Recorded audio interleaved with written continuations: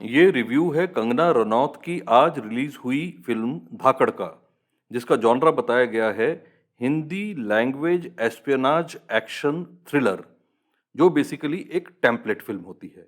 हम फिल्मों का रिव्यू करते हैं ये जानने के लिए कि फिल्म कैसी थी, लेकिन धाकड़ जैसी फिल्मों के का जो रिव्यू होता है वो होता है कि ये फिल्म क्यों थी। तो ये जो एस्पियोनाज एक्शन थ्रिलर्स हैं, इसमें सबसे पहला नाम आता है जेम्स बॉन्ड का, इयन फ्लेमिंग का character. James Bond cold war era का एक स्पाई था, अनडिस्ट्रक्टेबल, किलिंग मशीन, लेकिन उसकी एक पर्सनालिटी थी, उसका एक कैरेक्टर था। और वो फ्रेंचाइजी ऐसी चली कि 20 के ऊपर उसकी फिल्में आज तक बन चुकी हैं, जबकि लास्ट फिल्म में जेम्स बॉन्ड की डेथ दिखा दी गई है। इससे प्रभावित होकर या इसके अलावा भी इंडिपेंडेंटली भी मिशन इम्पॉसिबल सीरीज है, जो एक्चुअली यूएस में एक टेलीविजन सीरीज थी। और टॉम क्रूज का एक्शन वाला जो पूरा उसका करियर है वो इस मिशन इम्पॉसिबल सीरीज फ्रेंचाइजी पर बेस्ड है। इसी श्रृंखला में अगला नाम आता है जेसन बॉर्न का। तो जब मेल स्पाइस का ओवरकिल हो गया तो आई बारी फीमेल स्पाइस की। इसमें भी कई फिल्में बन चुकी हैं, कोलंबिया, निकिता, मिला जोवोविच का पूरा करियर इस तरह की फिल्मों पे बेस्ड है, चार्लीज एंजल्स। मैं ये सब नाम आपको इसलिए बता रहा हूँ क्योंकि ये लास्ट में एक टेम्पलेट बन गया, और एक फिक्स टेम्पलेट, और उसके बाद लोग इस टेम्पलेट को रिपीट करने लगे। हमारे यहाँ फीमेल स्पाइस का जो टेम्पलेट है उसका पहले टाइम आया नहीं था, एक समय पर उसका टाइम आया नहीं था, और आज उसका टाइम निकल गया है। यानी कि हमारे यहाँ उसका कभी टाइम आया ही नहीं था, ये जबरदस्ती प्रोजेक्ट बनाया गया है। और उसका रीज़न है हिंदी फिल्म इंडस्ट्री में पेंडेमिक से पहले का स्टार सिस्टम। पेंडेमिक से पहले स्टार्स की फिल्म्स फेल नहीं होती थी। स्टार के नाम पे उसे बड़ी अच्छी ओपनिंग लगती थी, और फर्स्ट वीक सेकंड वीक में ही फिल्म की पूरी रिकवरी हो जाती थी, सैटेलाइट के राइट्स बिक जाते थे, फिल्म प्लस में ही चली जाती थी। स्टार्स की फिल्म फ्लॉप नहीं होती थी, चाहे कैसी भी होती थी। तो फिर स्टार्स और पूरा सिस्टम लेजी होने लगा, और वो स्टार व्हीकल्स बनाने लगे। उसी सीरीज में कंगना रनौत भी एक टाइम पर फीमेल स्टार बन गई। अब उनकी भी इच्छा हुई कि मैं भी एक एक्शन थ्रिलर बनाऊं, तो ये फिल्म उस स्टार की उस इच्छा को पूरा करने के लिए बनाई गई है। तो चलिए अब टेम्पलेट की बात करते हैं। फिल्म की शुरुआत हमेशा धमाकेदार होती है। हमें सबको पता है कि एक मिशन होता है, सबसे पहले वो दिखाया जाता है जिसे हमारा प्रोटैगनिस्ट लीड कर रहा होता है। उसके हैंडलर्स होते हैं, वो बताते हैं कि कितना डेंजरस ये मिशन है, और मिशन के चलते चलते हमें बीच में पता चलता है कि मिशन जो है वो अब कॉम्प्रोमाइज़ हो गया है। और जो हैंडलर्स हैं वो हमारे प्रोटैगनिस्ट को बोलते हैं कि अबॉर्ट, इसे छोड़ दो, अबेंडन करो इसे।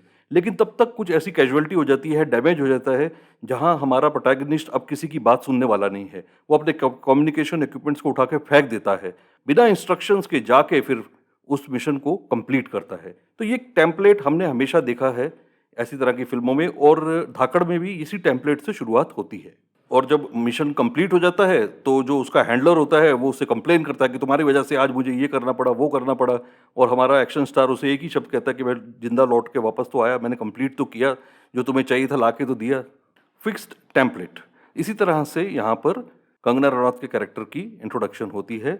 उसने हॉट पैंट्स क्यों पहन रखे हैं ये पता नहीं, और जब ये टेम्पलेट चलता है तो इसे पूरी तरह से फॉलो किया जाता है। फिर ज़्यादातर ऐसी एक्शन एस्पियोनाज फिल्मों की जो सेटिंग होती है वो बुडापेस्ट में ही होती है।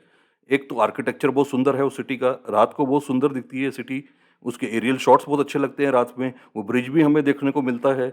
सब कुछ बना बनाया रिपीटेटिव। कुछ साल पहले एक इंटरव्यू में अनुपम खेर ने कहा था कि हिंदी फिल्म इंडस्ट्री की जो सबसे बड़ी बीमारी लगी है उसका नाम है टैरेंटिनो। एक्चुअली टैरेंटिनो और गाय रिची की फिल्मों से प्रभावित होकर बहुत से नए डायरेक्टर्स उन्हें फॉलो करने लग गए थे, और उस तरह के हमें एक्शन सीक्वेंस अपनी फिल्मों में देखने को मिल रहे थे। तो धाकड़ में भी उसकी कमी नहीं है। यहाँ भी आपको क्रेजी 99 जैसा कैरेक्टर्स देखने को मिलेंगे।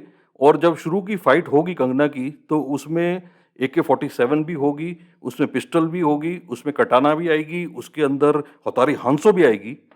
और ये सब करते कराते जब वो लास्ट में एक रूम में पहुंचेगी तो वहाँ एक आदमी बहुत फैनेटिकली कीबोर्ड पे खेल रहा होगा कि जो उस फाइल को डाउनलोड करने की कोशिश कर रहा है, और उस USB को वो डिस्ट्रॉय करना चाहता है, जिसे हमारी हीरो या हीरोइन जाके अटेन कर लेंगे। ये शुरुआत है धाकड़ की। तो चलिए अब ये एक पार्ट हो गया जहां हम अपने प्रोटैगनिस्ट को मिल लिए, अब हम मिलेंगे अपने एंटागनिस्ट से। तो टेरेंटिनो वाली जो बीमारी है वो छुटी नहीं है अब। तो नेचुरल बॉर्न किलर्स के जो कैरेक्टर हैं वो अब आपको नजर आएंगे अर्जुन रामपाल और दिव्य दत्ता के रूप में।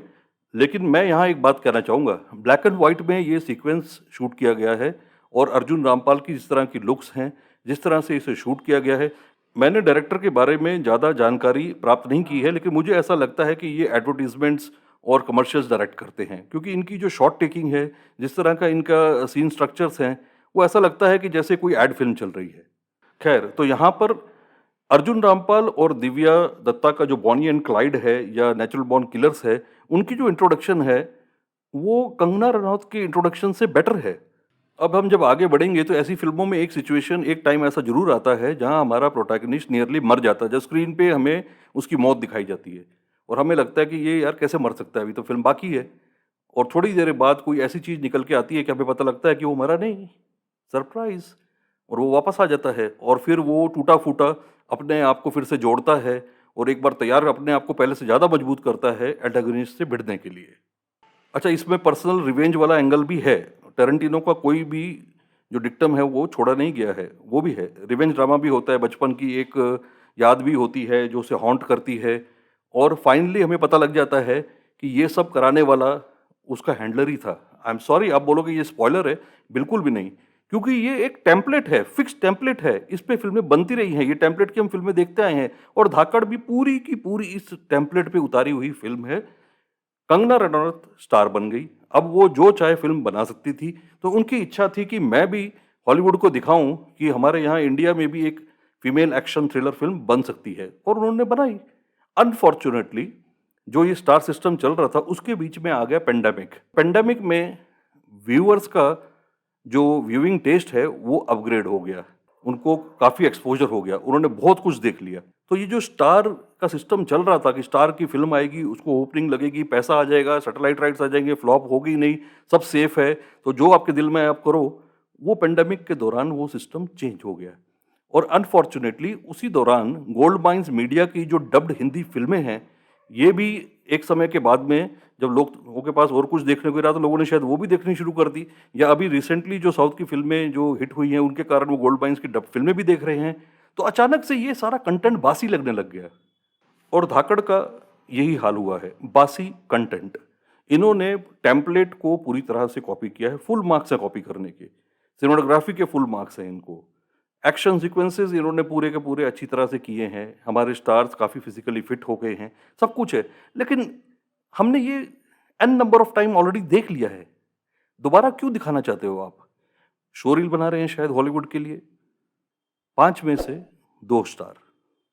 2 भी इसलिए क्योंकि इन्होंने एफर्ट करके एक सुंदर दिखने वाली फ़िल्म बनाई है और वो कैसी है इम्पोर्टेंट नहीं है, उसको देख के यही लगता है कि वो क्यों है।